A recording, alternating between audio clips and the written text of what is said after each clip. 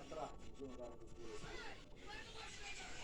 până atunci recapitulăm ce s-a întâmplat în aceștia supraveniți pe care vor regăsi toți piloții Bugatti plus desemuță Fabio Quartararo de la Yamaha și Pedro Acosta de la Kate. Doi reprezentanți fondatori care joacă acolo și Joan Nilsson care în tabla japoneză de la startul acesta. Apoi mâine Brad Marco Bezzecchi, Gianni Marinez, Raul Fernandez și Egula plus Alex Rins, Luca Marini, Enea Bastianini, Augusto Fernandez, dar și Aleix Espargaro, Sergio Bate, pentru între cele două locuri disponibile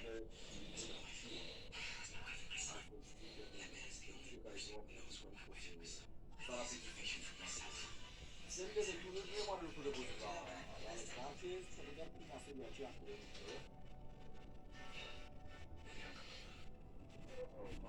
seria a doua și seria a treia sunt de 5 secunde. Așa celor 36 puncte Alex Marquez.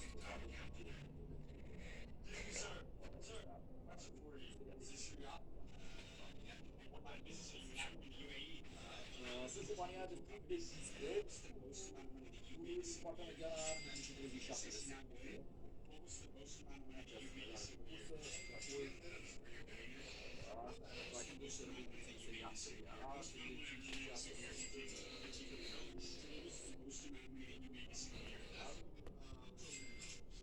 Franco Morbidelli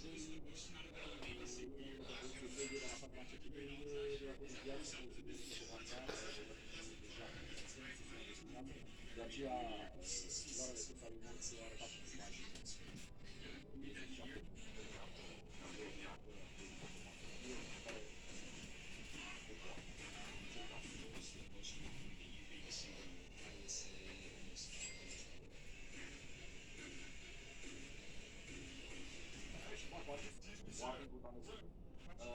Noi la început să fim pentru Mar Marquez, mai pe care l-a adus după jumătatea de la de viață, chiar și atunci a reușit să coboare 16, atenție,